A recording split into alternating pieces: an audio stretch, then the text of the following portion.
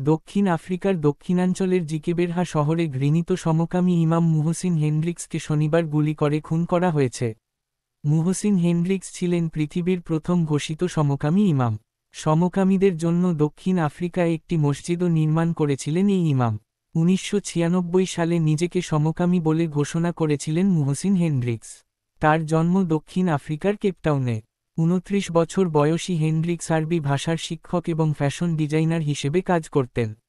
মুসলিম পরিবারে জন্মগ্রহণকারী হেনড্রিক্স আগে একজন মহিলাকে বিয়ে করেছিলেন, সন্তান জন্ম দিয়েছিলেন। কিন্তু তার বাবার মৃত্যুর ৮ বছর পর পরিবারের কাছে হেনড্রিক্সের সমকামী সত্তা প্রকাশ্যে আসে, ফলে তার বিবাহবিচ্ছেদ ঘটে। সমকামিতা আল্লাহর আযাবে ধ্বংসপ্রাপ্ত হওয়ার অন্যতম একটি কারণ। লূত সম্প্রদায়কে সমকামিতার জন্য আল্লাহ আযাব দিয়ে ধ্বংস করে দেন। আল্লাহ বলেন, অতঃপর যখন আমার হুকুম এসে পৌঁছল, এরপর যখন আমার সিদ্ধান্ত কার্যকর হল, তখন আমি জনপদের উপরিভাগ নিচে এবং নিম্নভাগ উপরে উঠালাম এবং তার উপর স্তরে স্তরে কাকর পাথর বর্ষণ করলাম।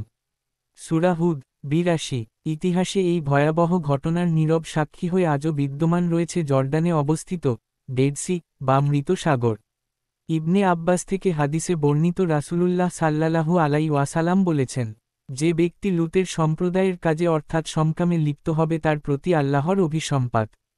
এ কথা তিনি ৩ বার বলেছেন। মুসনাদ আহমদ। আল্লাহ আমাদের এর ভয়াবহতা হতে রক্ষা করুন। আমিন।